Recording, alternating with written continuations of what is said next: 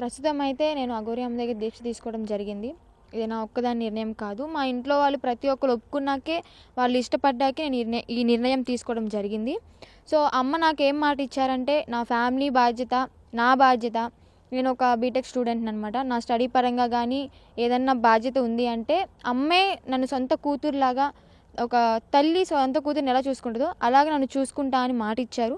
ఆ నమ్మకంతో నేను అమ్మ దగ్గర దీక్ష తీసుకొని అమ్మ బాటలోనే ఇక నుంచి అమ్మ వెనకే నడవాలని నిర్ణయించుకున్నాను. అంటే దీక్ష తీసుకుంటున్నా అని చెప్తున్నారు, కఠోరంగా ఉంటుంది. ఇప్పుడు మీరు తిరుగుతున్న ఈ 4, 5 రోజుల నుంచి ఎట్లా అనిపిస్తుంది మీకు?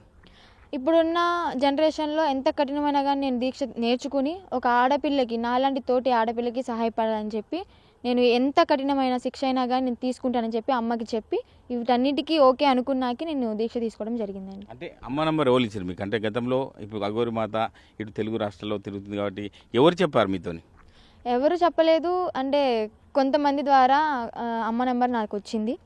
సో, అలాగే నేను అమ్మని కాంటాక్ట్ అయ్యి, నేను అమ్మకి చెప్పుకొని, ఇలా మీ దగ్గరికి వచ్చేస్తానమ్మ, నా దీక్ష తీసుకోండి అని చెప్పని అన్నాను. అమ్మ ఒప్పుకున్నారు. అంటే అమ్మ ఏమన్నారంటే, దీక్ష తీసుకుంటే సరిపోదు, నువ్వు దానికి తగ్గ సాధన చెయ్యాలి, కొన్ని క్రియలుంటాయి అవన్నీ నేర్చుకోవాలి, కఠినంగా ఉంటుంది, మరి నిర్ణయించుకో అనగానే, సరేనమ్మా నేను ఎంత కఠినమైనా కానీ నేను నేర్చుకుంటాను, మీతో పాటే ఉంటాను అని చెప్పాను. ఓకే. అంటే దైవ దర్శనాలు మీరు చేసుకుంటున్నారు, ప్రతిరోజు తిరుగుతున్నారు. ఎలా అనిపిస్తుంది మీకు? చాలా సంతోషంగా ఉందండి. అమ్మతో పాటు చాలా గుళ్ళు తిరిగాను ఈ 2 రోజుల నుంచి. చక్కగా దేవుడిని దర్శనం చేసుకుంటున్నాను.